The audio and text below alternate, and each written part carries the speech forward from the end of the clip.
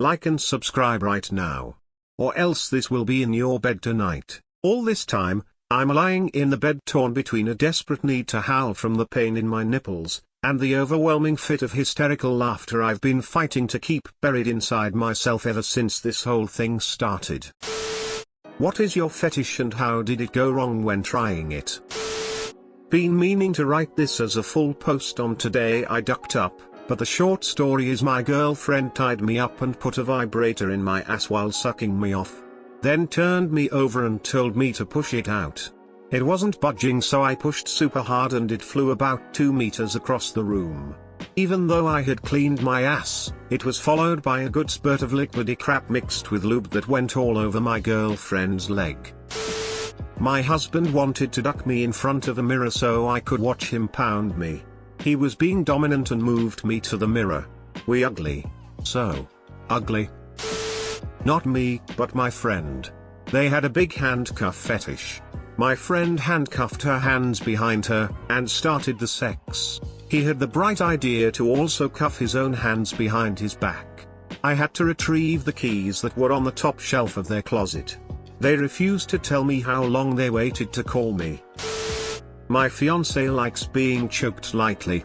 One of the first times she told me to do this, we were having crazy rough sex and I ended up making her pass out. Once her eyes were closed, I stopped choking her obviously and wasn't sure if she was actually passed out or if she was playing a joke on me, so I kept going.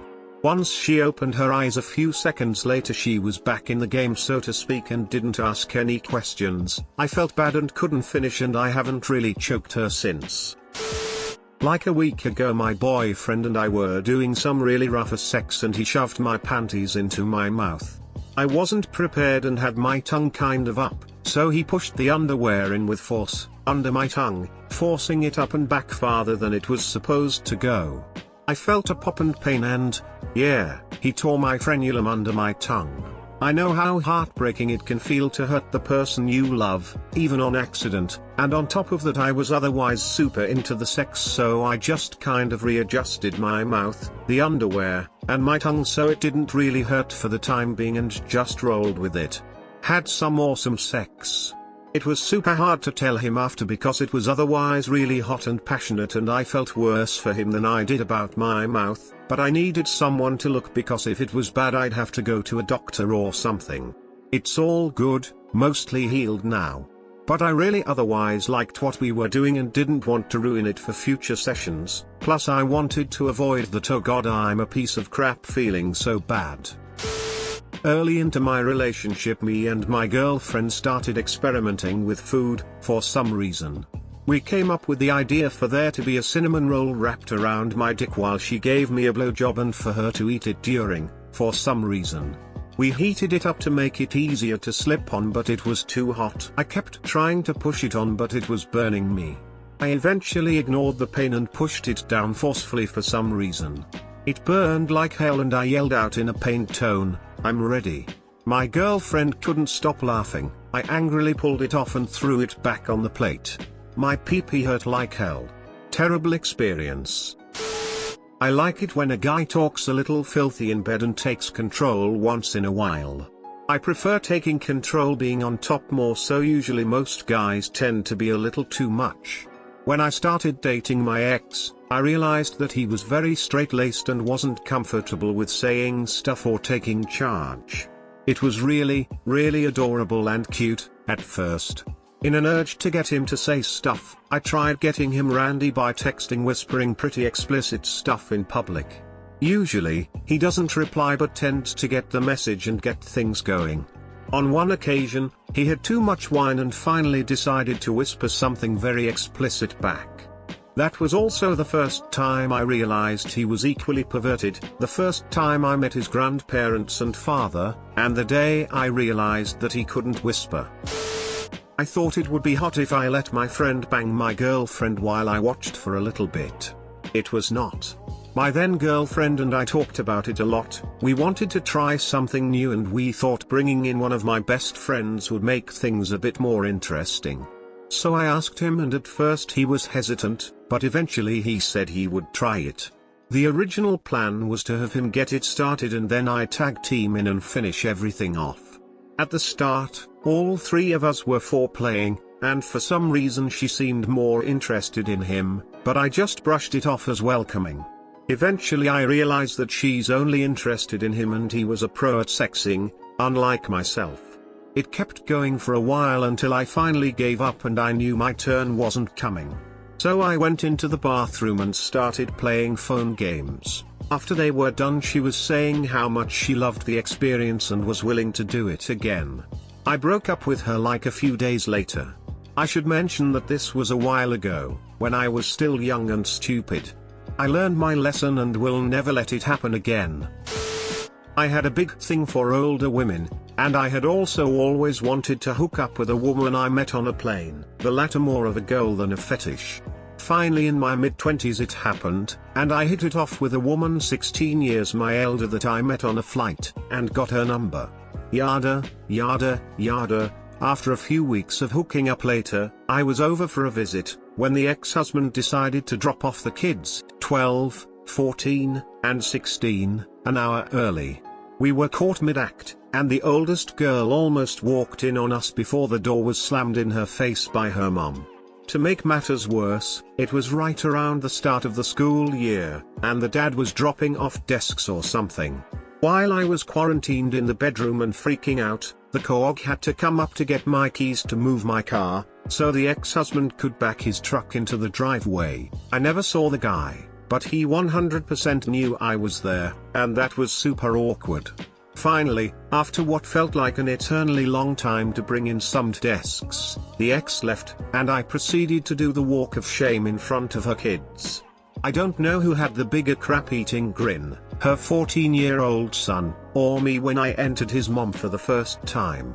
Either way, that seemed like a fitting end to the fling to me, and that was the last we saw of each other. My ex was really into anime. First she started speaking Japanese during sex. If you can call that Japanese, I mean I don't speak it but it didn't really sound accurate. Then she asked me to speak Japanese too. I mean, she was my girlfriend, I was really into her, so I watched a lot of hentai to learn some words even though I was not into it at all. It was becoming really difficult for me to get in the mood when she started speaking in that stereotypical high-pitched hentai girl voice. The fact that she would just kind of lie there not moving and I had to do all the work was not helping either. But I really liked her and I wanted to be a supportive boyfriend. Then she bought me a kimono and asked me to wear it in bed. I tried. I really tried. I just couldn't. I felt ridiculous. A few days later I found out she was having sex with her cosplay buddies. Got myself checked, thank God I was clear, and broke up with her. I can't stand anime and manga now.